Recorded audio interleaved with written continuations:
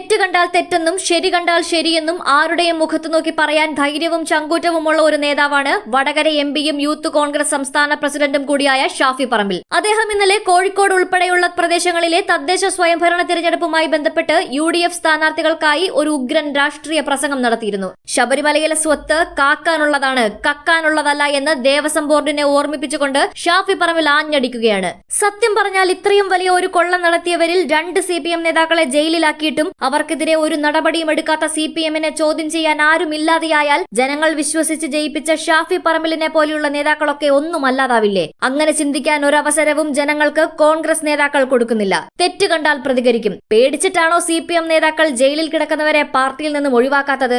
ഒഴിവാക്കിയാൽ മുഖ്യനും കൂട്ടർക്കും നേരെ അവരുടെ മൊഴി വന്നാലോ എന്ന പേടി?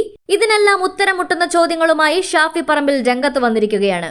സംസ്ഥാന സർക്കാരിന്റെ പല നയങ്ങളിലും കേന്ദ്ര സർക്കാരിന്റെ സ്വാധീനമുണ്ട് എന്നതായിരുന്നു അദ്ദേഹം ഉന്നയിച്ച മറ്റൊരു പ്രധാന വിമർശനം. അതുപോലെ തന്നെ മാഹി ഇരട്ടക്കൊലക്കേസിലും ഒണിയൻ പ്രേമൻ വധക്കേസിലെയും പ്രതികളെ കോടതി വെറുതെ വിട്ട വാർത്തകൾ ചൂണ്ടിക്കാട്ടി അദ്ദേഹം മറ്റൊരു ഗുരുതരമായ ആരോപണം ഉന്നയിച്ചിരുന്നു. എന്തായാലും ഷാഫി പറമ്പിലിന്റെ ആ തകർപ്പൻ പ്രസംഗത്തിന്റെ വീഡിയോ നമുക്കൊന്ന് കണ്ടുനോക്കാം. പ്രിയപ്പെട്ടവരെ, വിധി നിർണായകമായ ഒരു തെരഞ്ഞെടുപ്പിൽ ജനാധിപത്യ മുന്നണിയുടെ കരുത്തായി മാറേണ്ട സാരഥികൾക്ക് നിറഞ്ഞ പിന്തുണയുമായിട്ടാണ് നിങ്ങൾ എല്ലാവരും ഇവിടെ വന്നു ചേർന്നിരിക്കുന്നത്.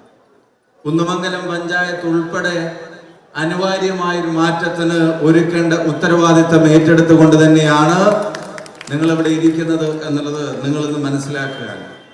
ജനങ്ങളും നമുക്ക് അനുകൂലമാണ്. ഒരു പ്രകടനം ഇങ്ങോട്ട് പോയി, സത്യം പറഞ്ഞാൽ തിരിച്ചാ പ്രകടനം അങ്ങോട്ട് പോകുമ്പോൾ പത്മകുമാറിനെ പാർട്ടിയിൽ നിന്ന് പുറത്താക്കണം എന്ന് പറഞ്ഞിട്ടും കൂടെ ഒരു പ്രകടനം നടത്തേണ്ട അവസ്ഥയിലാണ് അവരുള്ളത് എന്നുള്ളത് നമുക്ക് എല്ലാവർക്കും അറിയാം. ഈ നാട്ടിലെ ഗവൺമെന്റ്, ആ ഗവൺമെന്റിനെ ജനങ്ങളേൽപ്പിച്ച ഉത്തരവാദിത്തങ്ങളിൽ നിന്ന് ആ ഗവൺമെന്റിന് വേണ്ടപ്പെട്ടവർ ചെയ്യുന്ന കാര്യങ്ങൾ, അതിന്റെ സംരക്ഷകരായിട്ട് ഗവൺമെന്റ് മാറിയത് നമ്മളെല്ലാവരും കണ്ടതാണ്. ഇപ്പൊ ശബരിമല ഇഷ്യൂ മാത്രം നിങ്ങൾ എടുക്കുക. ഞങ്ങൾ വരുമ്പോൾ അബുക്ക അതിനെ സംബന്ധിച്ചാണ് പറഞ്ഞുകൊണ്ടിരുന്നത്. ശബരിമല ഇഷ്യൂ നിങ്ങൾക്ക് എല്ലാവർക്കും അറിയാവുന്ന, കേരളത്തിലെ ഒരു കൊച്ചുകുട്ടിക്ക് പോലും അറിയാവുന്ന തരത്തിൽ ഈ ഗവൺമെന്റിന്റെ അഴിമതി എക്സ്പോസ്ഡ് ആണ്. നമ്മളിതിനെ സംബന്ധിച്ച് കഴിഞ്ഞ ദിവസങ്ങളിലെല്ലാം പറഞ്ഞു. അതിന്റെ രത്ന ചുരുക്കം, ഈ വോട്ടെടുപ്പ് അത് കഴിഞ്ഞ് വോട്ടെണ്ണൽ കഴിയുമ്പോൾ ഭരണത്തിലിരിക്കുന്നവർക്ക് മനസ്സിലാവേണ്ട ഏറ്റവും പ്രധാനപ്പെട്ട ഒരു സന്ദേശം, ദേവസ്വം ബോർഡ് എന്ന് പറയുന്നത് അമ്പലത്തിന്റെയും അയ്യന്റെയും സ്വത്തിനെ കാക്കാനുള്ളതാണ്, കക്കാനുള്ളതല്ല എന്നുള്ളത് അവര് തിരിച്ചറിയുന്ന ഒരു തെരഞ്ഞെടുപ്പായിട്ട് ഇതിനെ മാറണം എന്ന് മാത്രമല്ല, CPIM ഇപ്പൊ കേരളത്തിന്റെ മുഖ്യമന്ത്രി ഉൾപ്പെടെയുള്ള ആളുകൾ ഇതുവരെ പ്രതികരിച്ചിട്ടില്ല. ദേവസ്വം ബോർഡിന്റെ പ്രസിഡന്റ് പദവിയിലിരുന്ന് ശബരിമലയിലെ സ്വത്ത് കവരാൻ നേതൃത്വം നൽകിയത് കോൺഗ്രസിന്റെ ഒരു മുൻ MLA ആയിരുന്നെങ്കിലോ, കോൺഗ്രസിന്റെ ജില്ലാ സെക്രട്ടേറിയറ്റ് അംഗമായിരുന്നെങ്കിലോ, യൂത്ത് കോൺഗ്രസിന്റെ സംസ്ഥാന വൈസ് പ്രസിഡന്റ് ആയിരുന്നെങ്കിലോ, കോൺഗ്രസിന്റെ ബ്ലോക്ക് പ്രസിഡന്റ് ആയിരുന്നെങ്കിലോ, നാട്ടിൽ എന്തെല്ലാം നിലപാടുകൾ CPM ഇപ്പൊ പറഞ്ഞേനെ. അവരുടെ തന്നെ ഭരണത്തിന്റെ കീഴിൽ കോടതിയുടെ മേൽനോട്ടമുള്ളത് കൊണ്ട് മാത്രം SIT തുറങ്കലിൽ അടച്ച പത്മകുമാർ എന്ന് പറയുന്ന മുൻ ഏരിയ സെക്രട്ടറി, ഇപ്പൊ പാർട്ടിയുടെ ജില്ലാ സെക്രട്ടേറിയറ്റ് അംഗം, പാർട്ടി MLA ആക്കിയ ഒരാൾ, പാർട്ടി ദേവസ്വം പ്രസിഡന്റ് ആക്കിയ ഒരാൾ, അയാൾ അറസ്റ്റ് ചെയ്യപ്പെട്ടിട്ട് ജയിലിലടക്കപ്പെട്ടിട്ട് ഇത്ര മണിക്കൂറുകളും ദിവസങ്ങളുമായിട്ട് ഇതുവരെ പാർട്ടിയിൽ നിന്ന് ഒരു കാരണം കാണിക്കൽ നോട്ടീസ് പോലും കൊടുക്കാൻ ധൈര്യമില്ലാത്ത തരത്തിൽ CPIM ശബരിമല കേസിൽ പ്രതിരോധത്തിലാണ് എന്നുള്ള കാര്യത്തിന് ഒരു സംശയവും നിങ്ങൾക്ക് വേണ്ട. അങ്ങനെ പ്രതിരോധത്തിലല്ലായിരുന്നുവെങ്കിൽ ഇത്ര ഗുരുതരമായ ഒരു അഴിമതി കേരളത്തിന്റെ മണ്ണിൽ നടന്നിട്ട് അതിൽ ഉൾപ്പെട്ട ഒരു പാർട്ടി പ്രവർത്തകൻ ജയിലിലടക്കപ്പെട്ടിട്ട്, പാർട്ടിയുടെ നേതാവ് ജയിലിലടക്കപ്പെട്ടിട്ട് പാർട്ടിയുടെ പദവിയിൽ നിന്ന് പോലും നീക്കം ചെയ്യാൻ, പാർട്ടിയിൽ നിന്ന് സസ്പെൻഡ് ചെയ്യാൻ അവർ തയ്യാറാവാത്തതിന്റെ കാരണം അകപ്പെട്ടിരിക്കുന്നവർ പുറത്തുള്ളവരുടെ പേര് പറയുമോ എന്നുള്ള ഭയം കൊണ്ടാണ് എന്നുള്ള കാര്യത്തിന് ആർക്കെങ്കിലും സംശയമുണ്ടോ? കോൺഗ്രസിന് ധാർമ്മികതയ്ക്ക് ക്ലാസ് എടുക്കുന്ന ആളുകൾ അവരവരുടെ കാര്യങ്ങളിൽ എന്താണ് ചെയ്തത് എന്നുള്ളത് മനസ്സിലാക്കണം. ശബരിമലയിൽ കയറി മോഷ്ടിക്കാൻ മടിക്കാത്തൊരു ഭരണകൂടം, ശബരിമലയിൽ അഴിമതി നടത്തിയവരെ സംരക്ഷിക്കാൻ മടിക്കാത്തൊരു ഭരണകൂടം മറ്റൊന്നും ചെയ്യാൻ മടിക്കില്ല എന്നുള്ളത് കേരളത്തിലെ ജനങ്ങൾക്ക് ഇപ്പൊ ബോധ്യപ്പെട്ടിട്ടുണ്ട്. ആ ബോധ്യത്തിന്റെ അടിസ്ഥാനത്തിൽ തന്നെയാണ് കേരളത്തിലെ ജനത മുന്നോട്ട് പോകുന്നത് എന്ന് മാത്രമല്ല, ഈ ഗവൺമെന്റിന്റെ തലപ്പത്തിരിക്കുന്ന രാഷ്ട്രീയ പ്രസ്ഥാനത്തിന്റെ അവരവരുടേതെന്ന് പറയുന്ന ആശയങ്ങളിൽ നിന്ന് പരിപൂർണമായും വ്യതിചലിച്ചിട്ടാണ് ഈ ഗവൺമെന്റ് മുന്നോട്ട് പോകുന്നത് എന്നുള്ളത് അവരുടെ പ്രവർത്തകർക്ക് പോലും തിരിച്ചറിവുള്ള കാര്യമാണ്.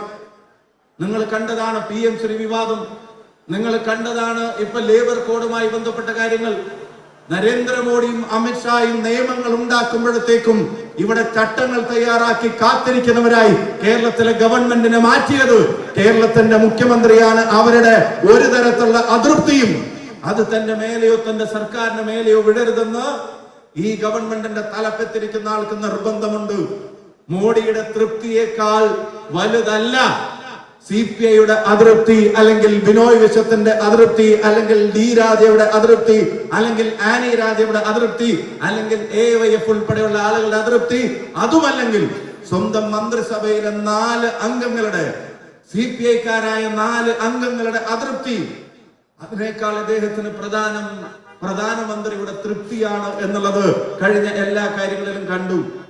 ചുരുക്കി പറഞ്ഞാൽ അവരുടെ പോളിറ്റ് ബ്യൂറോയുടെ തലപ്പത്ത് നിങ്ങൾ വിചാരിക്കുന്നത് പോലെ MA ബേബി അല്ല, ഭരണ നേതൃത്വത്തിന്റെ പോളിറ്റ് ബ്യൂറോയുടെ തലപ്പത്ത് നരേന്ദ്രമോദിയാണ് എന്ന് തെളിയിക്കുന്ന സംഭവവികാസങ്ങളാണ് കേരളത്തിലെ രാഷ്ട്രീയത്തിൽ ഉണ്ടായിക്കൊണ്ടേയിരിക്കുന്നത്.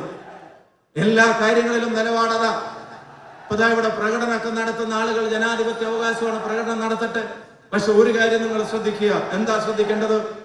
SFIയെ സംബന്ധിച്ച്, DYFIയെ സംബന്ധിച്ച് എന്താണ് AYF പറഞ്ഞത്, എന്താണ് CPI പറഞ്ഞത്? AYFന്റെ നേതാക്കന്മാർ പത്രസമ്മേളനം നടത്തി പറഞ്ഞത് ഇവര് സമരങ്ങളിൽ മുണ്ടെടുക്കരുത് എന്നുള്ളതാണ്. AYFന്റെ നേതാക്കന്മാർ ഇവരെ ഉപദേശിച്ചത് സമരങ്ങളിൽ മുണ്ടെടുത്താൽ മുണ്ട് മടക്കി കുത്തരുത് എന്നുള്ളതാണ്. അതിന് കാരണം പറഞ്ഞത് മുണ്ട് മടക്കി കുത്തിയാൽ നിങ്ങളുടെ കാവിക്കളസം ലോകം കാണുമെന്ന് CPIക്കാർ ഇവരെ ഉപദേശിക്കുന്നത് നിങ്ങൾ കണ്ടതാണ്. അവരുടെ രാഷ്ട്രീയം, ഇടത് രാഷ്ട്രീയത്തെ പൂർണ്ണമായി ഉപേക്ഷിച്ച് തീവ്ര വലതുപക്ഷത്തേക്ക് അവർ മാറി എന്നുള്ളതിന്റെ തെളിവുകൾ ഓരോ ഇൻസിഡന്റിലും നമ്മൾ പറയുന്നുണ്ട്. ക്യാബിനറ്റിലെ 4 മന്ത്രിമാർ അറിയാതെ PM ശ്രീ ഒപ്പിട്ട് കൊടുത്തതിന്റെ ചേതോവികാരം ഫണ്ടാണെന്ന് നിങ്ങൾ കരുതുന്നുണ്ടോ? ഫണ്ടിന് വേണ്ടിയാണെങ്കിൽ മന്ത്രിസഭയിലെ 4 അംഗങ്ങളെ കൂടെ വിശ്വാസത്തിലെടുക്കാനുള്ള കഴിവ് പിണറായി വിജയൻ ഇല്ല എന്ന് നിങ്ങൾ കരുതുന്നുണ്ടോ? അപ്പൊ അതല്ല അതിന്റെ റീസൺ. നിങ്ങൾ അറിയുമോ, ഇടതുമുന്നണി ചർച്ച ചെയ്യണമെന്ന് 22ാമത്തെ ക്യാബിനറ്റിൽ അവിടെ CPIയുടെ മന്ത്രിമാർ എന്ന് പറയുമ്പോ 16-ാം തീയതി അത് ഒപ്പിട്ട് കഴിഞ്ഞു എന്ന വിവരം പിണറായി വിജയനും ശിവൻകുട്ടിയും ഈ ഇടതു മന്ത്രിസഭയിലെ 4 അംഗങ്ങളെ മറച്ചു വെക്കുന്നത്. അതിന്റെ കാരണവും ഫണ്ടല്ല, ഫണ്ടിന് വേണ്ടിയല്ല. PM ശ്രീ എന്ന് പറയുമ്പോ അവരത് ഒപ്പിട്ടതിന്റെ ഒരു പ്രധാനപ്പെട്ട കാരണം അല്ലെങ്കിലും CMന്റെ ശ്രീ PM തന്നെയാണ് എന്നുള്ളത് ഇപ്പൊ അവർക്ക് തിരിച്ചറിഞ്ഞിട്ടുണ്ട്. അത് തന്നെയാണ് ഇപ്പത്തെ ഐശ്വര്യം. കേസുകളിൽ പരസ്പരം നടത്തുന്ന വിട്ടുവീഴ്ചകളും ഒത്തുകളികളും നിങ്ങൾ കാണുന്നുണ്ട്. നിങ്ങൾ ആലോചിച്ച് നോക്കുക, ഒരു കോൺഗ്രസ് മുഖ്യമന്ത്രിയുടെ മകനെതിരെയാണ് EDയുടെ നോട്ടീസെങ്കിൽ ആ നോട്ടീസ് EDയുടെ മെയിലിൽ നിന്നോ പോസ്റ്റിൽ നിന്നോ പുറത്തു പോകുന്നതിന് മുമ്പേ ആദ്യം അത് മാധ്യമങ്ങൾക്ക് കിട്ടുമായിരുന്നു. ഏതെങ്കിലും ഒരു UPA നേതാവിന്റെ, ഇന്ത്യ മുന്നണിയുടെ നേതാവിന്റെ, കേരളത്തിലല്ലാത്ത വേറെ ഏതെങ്കിലും ഇന്ത്യ മുന്നണി നേതാവിനുമെതിരായിരുന്നെങ്കിൽ ED നോട്ടീസ് അച്ചടിച്ച് ഈ ആൾക്ക് അയക്കുന്നതിന് മുമ്പ് ED അത് മാധ്യമങ്ങൾക്ക് അയച്ചിട്ടുണ്ടാവും. ED ആ സംസ്ഥാനത്തെ BJP നേതാക്കന്മാർക്ക് അയച്ചിട്ടുണ്ടാവും. ED അവിടുത്തെ പോഷക സംഘടനകൾക്ക് അയച്ചു കൊടുത്തിട്ടുണ്ടാവും. എന്നിട്ട് ആ കോൺഗ്രസ് നേതാവിന്റെ വീട്ടുപടിക്കലും മുറ്റത്തും ഓഫീസ് പഠിക്കലും സമരങ്ങൾക്കുള്ള ആഹ്വാനം ഉണ്ടാകും. എന്നിട്ട് ചോദ്യം ചെയ്യലുകളുടെ പരമ്പരകൾ ഉണ്ടാകും. 5 ദിവസം കൊണ്ട് 52 മണിക്കൂർ രാഹുൽ ഗാന്ധിയെ ചോദ്യം ചെയ്യാൻ വേട്ടയാടാൻ ശ്രമിച്ച ED, രോഗബാധിതയാണെന്ന് അറിഞ്ഞിട്ടും സോണിയാഗാന്ധിയെ വേട്ടയാടാൻ ശ്രമിച്ച ED, അതേ ED തന്നെയാണ് കേരളത്തിന്റെ മുഖ്യമന്ത്രിയുടെ മകന് നോട്ടീസ് അയച്ചിട്ട് ആ നോട്ടീസിന്റെ ഒരു പകർപ്പ് ഒരു ഈച്ച പോലും കാണരുത് എന്ന ആഗ്രഹത്തോടെ അത് പരമ രഹസ്യമാക്കി വെച്ച BJPയുടെ CPMനോടുള്ള ആ കരുതലുണ്ടല്ലോ, ആ കരുതലിനുള്ള തിരിച്ചടിയാണ് ഈ തെരഞ്ഞെടുപ്പെന്ന് അത് പ്രഖ്യാപിക്കാൻ കേരളത്തിലെ ജനങ്ങൾ തയ്യാറായി നിൽക്കുന്നു. ഒരു സംശയവും വേണ്ട. ഒരു നോട്ടീസ് എന്റെ റസാഖ് മാഷെ വേറെ ഏതെങ്കിലും പാർട്ടിയുടെ നേതാക്കന്മാരുടെ മക്കൾക്ക് അതും മുഖ്യമന്ത്രിയുടെ ഔദ്യോഗിക വസതിയിലേക്ക് അയച്ചതിന്റെ പ്രസിഡന്റ് അവിടെ എന്തെല്ലാം കോലാഹലം ഉണ്ടാവും. 1.5 കൊല്ലം ഒരു മനുഷ്യ കുഞ്ഞറിഞ്ഞില്ല. ഇതാ നിൽക്കുന്ന മാധ്യമ പ്രവർത്തകർ, ഇവരാരും അറിഞ്ഞില്ല. അതെന്താ അത്ര രഹസ്യമാക്കി വെക്കാനുള്ള ഒരു കൺസേൺ? ഏത് കേസ് വരുമ്പോഴും കേന്ദ്രത്തിന്റെ അഭിഭാഷകന് പനി വരുന്നതിന്റെ പിന്നിലെ പൊളിറ്റിക്സ് എന്താ? കേന്ദ്രത്തിന്റെ അഭിഭാഷകന് കേന്ദ്ര ഏജൻസികളുടെ അന്വേഷണത്തിന് ചില ആളുകളുമായി ബന്ധപ്പെട്ട കേസുകൾ മാത്രം ഡസൻ കണക്കിന് തവണ മാറ്റിവെക്കുന്നതിന്റെ പൊളിറ്റിക്സ് എന്താ? പഴയ പോലെ അന്തർധാരയല്ല. പരസ്യ ബാന്ധവമാണ്. മുന്നണി രാഷ്ട്രീയം പോലെ CPM-ഉം BJP-യും കേരളത്തിൽ UDF-ന്റെ പരാജയത്തിന് വേണ്ടി എല്ലാ ആശയ അടിത്തറകളും ഉപേക്ഷിച്ച് ഒരുമിക്കാൻ ശ്രമിക്കുന്നതിന്റെ ഒരുപാട് ഉദാഹരണങ്ങൾ എണ്ണി നമുക്ക് ഈ നാട്ടിലെ ജനങ്ങളുടെ മുമ്പിൽ പറയാൻ സാധിക്കും. നിങ്ങൾ മാഹി ഇരട്ടക്കൊലക്കേസിലെ പ്രതികളെ വെറുതെ വിട്ടതിന്റെ വാർത്ത നിങ്ങൾ ശ്രദ്ധിച്ചോ? ഉണിയൻ പ്രേമൻ വധക്കേസിലെ പ്രതികളെ വെറുതെ വിട്ടതിന്റെ വാർത്തകൾ നിങ്ങൾ ശ്രദ്ധിച്ചോ? ആഴ്ചകളുടെ ഇടവേളയിൽ CPM-ന്റെയും BJP-യുടെയും പ്രവർത്തകർ പരസ്പരം വെട്ടിക്കൊലപ്പെടുത്തിയ കേസിലെ പ്രതികളെ കോടതികൾ വെറുതെ വിടുകയാണ്. കോടതികൾ വെറുതെ വിടുന്നതിന്റെ കാരണം പറഞ്ഞത് പ്രോസിക്യൂഷന് ഈ കൊലപാതകം തെളിയിക്കാൻ കഴിഞ്ഞില്ല, കുറ്റക്കാരെന്ന് തെളിയിക്കാൻ കഴിഞ്ഞില്ല. അതിന് കാരണമായി പറഞ്ഞത് സാക്ഷിമൊഴികൾ വിശ്വാസയോഗ്യമല്ല, അത് ശക്തമല്ല. ഞാൻ ചോദിക്കട്ടെ, ആരാ ഇത്തരം കേസുകളിലെ സാക്ഷിമൊഴികൾ? ആ കേസുകളിലെ സാക്ഷിമൊഴികൾ എന്ന് പറയുന്നത് അതത് പാർട്ടിക്കാരാണ്.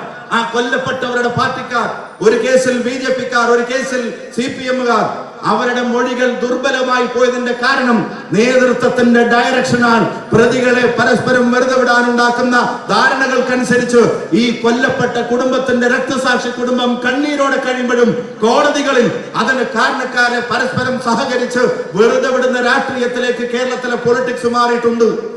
എന്നെ കേൾക്കുന്ന CPM-ന്റെ ഏതെങ്കിലും നല്ലവരായ സഹപ്രവർത്തകർ ഉണ്ടെങ്കിൽ അവരോടും ഞാൻ പറയുന്നു, നിങ്ങളുടെ പാർട്ടി ഇടതല്ല, തീവ്ര വലതുപക്ഷമെന്ന് നിങ്ങൾ തിരിച്ചറിയുന്നുണ്ടെങ്കിൽ നിങ്ങളുടെ വോട്ടും ഇത്തവണ ഐക്യ ജനാധിപത്യ മുന്നണിക്കാവട്ടെ എന്നുള്ളതാണ് അവരോടുള്ള വിനീതമായിട്ടുള്ള അഭ്യർത്ഥന.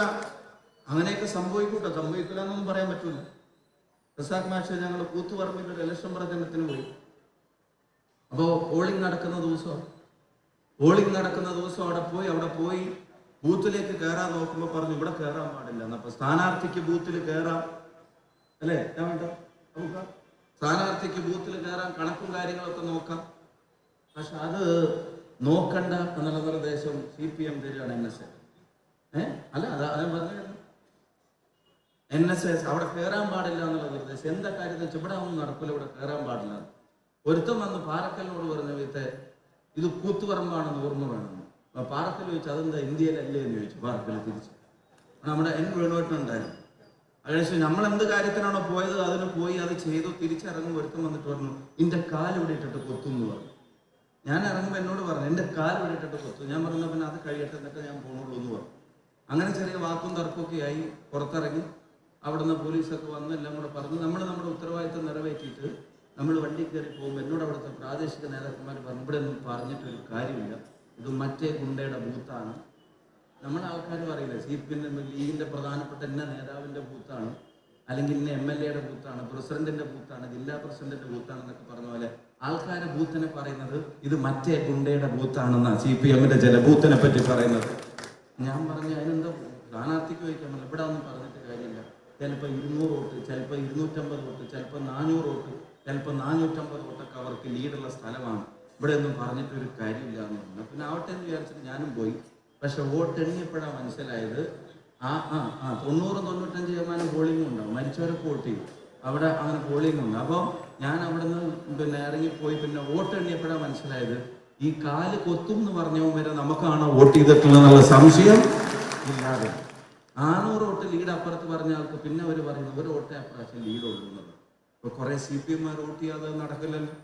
അവര് പ്രകടനം വിളിക്കുന്നു നോക്കണ്ട, ചിലപ്പോൾ ബാലറ്റ് കൈ കെട്ടിയ ആഞ്ഞു കുത്തുന്നത് തവണ ഐക്യ ജനാധിപത്യ മുന്നണിക്കായിരിക്കും. അത്രയും മടുപ്പ് ജനങ്ങൾക്കിടയിൽ മാത്രമല്ല അവരുടെ പാർട്ടിക്കാർക്കിടയിലും ഉണ്ടായിട്ടുണ്ട് എന്നുള്ളതാണ് വസ്തുത. ഏത് വിഷയങ്ങൾ നിങ്ങളെടുത്ത് പരിശോധിച്ചാൽ നിങ്ങൾക്കത് ബോധ്യപ്പെടും. അതുകൊണ്ട് പ്രിയപ്പെട്ട സ്ഥാനാർത്ഥികൾ, നിങ്ങൾ ജനാധിപത്യ മുന്നണിയുടെ അനിവാര്യമായ വലിയൊരു പോരാട്ടത്തിന് തിരിതെളിയിച്ചാണ് ഇപ്പോൾ ജനങ്ങൾക്കിടയിലേക്ക് ഇറങ്ങിത്തിരിച്ചിട്ടുള്ളത്. പലതരത്തിലുള്ള ബുദ്ധിമുട്ടുകൾ ഭരണകൂടത്തിന്റെ ഭീകരതയുടെ പേരിൽ അനുഭവിക്കുന്ന ആളുകളുണ്ട്. ഒരുപാട് കള്ളപ്രചരണങ്ങളും വ്യാജ പ്രചരണങ്ങളും ഒക്കെ കോഴിക്കോട്ടും പരിസരത്തും പേരാമ്പ്രയിലും ഒക്കെ പല കാര്യങ്ങൾ കൊണ്ട് അവർ ചെയ്യാൻ ശ്രമിക്കുന്നതിൻ്റെയൊക്കെ പിന്നിലെ ബേസ് എന്ന് പറയുന്നത് കോഴിക്കോട്ടെ അവർ ഈ പറയുന്ന നിരന്തരമായ വികസനമില്ലായ്മയിൽ പോലും നിലനിർത്തിയിരുന്ന ചില തദ്ദേശ സ്ഥാപനങ്ങളിൽ ഇത്തവണ മാറ്റത്തിന്റെ കാറ്റ് പിടിച്ചിട്ടുണ്ട് എന്നുള്ള തിരിച്ചറിവിലാണ് പല അസ്വസ്ഥതകളും ഉണ്ടാവുന്നത്. ആ മാറ്റം ജനങ്ങൾക്ക് വേണ്ടി നടപ്പിലാക്കി കൊടുക്കാനുള്ള ഉത്തരവാദിത്വം നമുക്ക് എല്ലാവർക്കും ഉണ്ട്.